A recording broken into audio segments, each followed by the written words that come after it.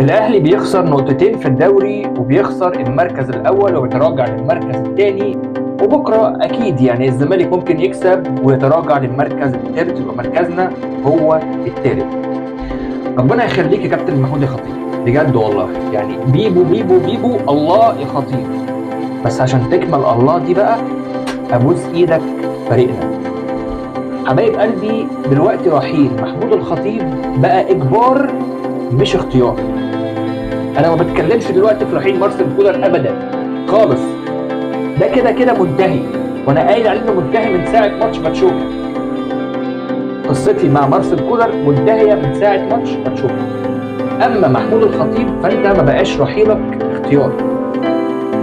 هاشتاج ارحل يا خطيب لازم يلف مصر كلها.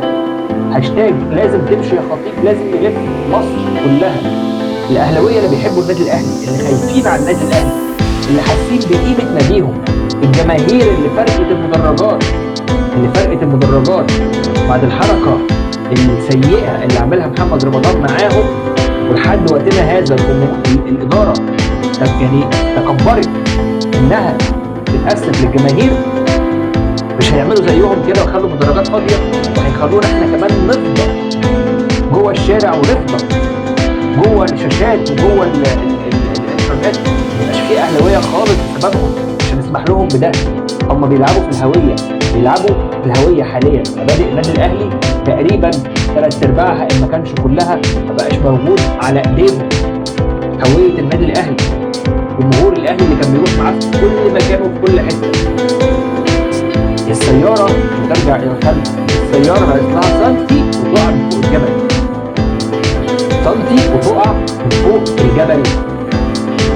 اللي حصل النهارده في الماتش ما بقولكش ان ناقوس خطر، لا، ده انذار ما قبل السقوط فورا.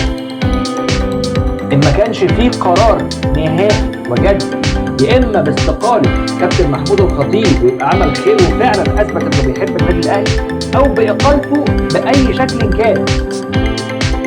لازم نضغط على كل المستويات. انا مش باصص والله للدوري الافريقي، انا باصص لقدام كاس العالم للانديه.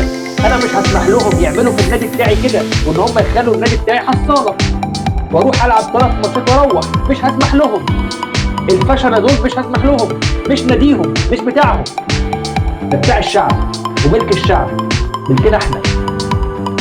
كل اهلاوي محترم وكل اهلاويه محترمه بجد خايف على ناديه. عايزين نهز الفيس ونهز التيك توك ونهز اليوتيوب هز بهاشتاجات رحيل الخطيب.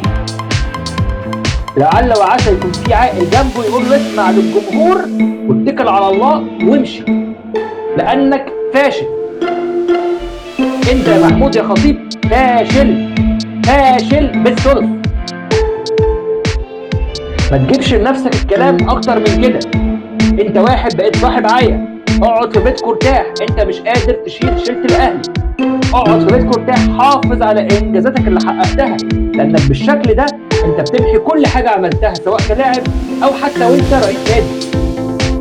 ارحل يا خطيب وامشي علشان النادي الاهلي، عشان خاطر النادي الاهلي يعرف يقف تاني على رجليه، يعرف يرجع قيمه ومبادئه تاني زي الاول. كل الجمهور الاهلي بيقول كلمه واحده دلوقتي بس: ارحل يا خطيب. يا رب اسمعنا.